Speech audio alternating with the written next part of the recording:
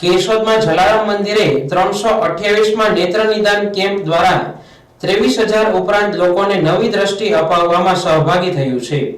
કેશોદના આંબાવાડી વિસ્તારમાં આવેલ જલારામ મંદિરે નેત્ર નિદાન કેમ્પ તથા સાંધાના દુખાવાના કેમ્પનું આયોજન કરવામાં આવ્યું હતું, જેમાં રણછોડદાસજી હોસ્પિટલ રાજકોટના સહયોગથી 329મો નેત્ર નિદાન કેમ્પ ગત રવિવારે યોજાયો હતો.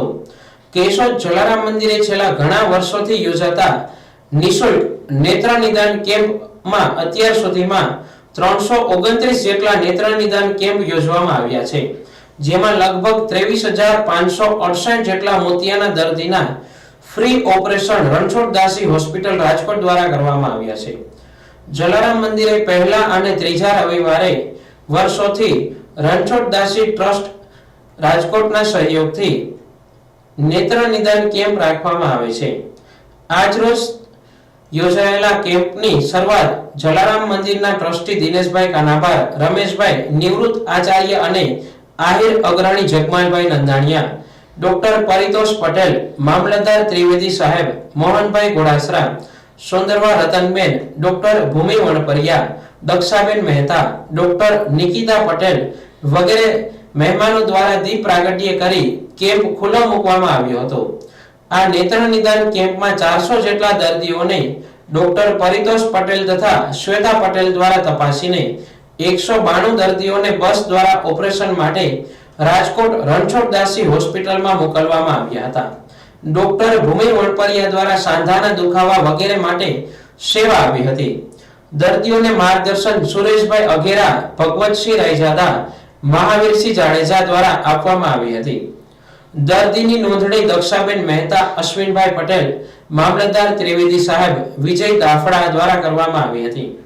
ડાયાબિટીસ ચેકઅપ બાદ દર્દીની નોંધણી કેશુભાઈ પટેલ, મોહનભાઈ ગોડાસરા દ્વારા કરવામાં આવી હતી. જલારામ મંદિર કેશોદ દ્વારા દર મહિનાના પહેલા અને ત્રીજા રવિવારે આઈ કેમ્પનું આયોજન કરવામાં આવે છે.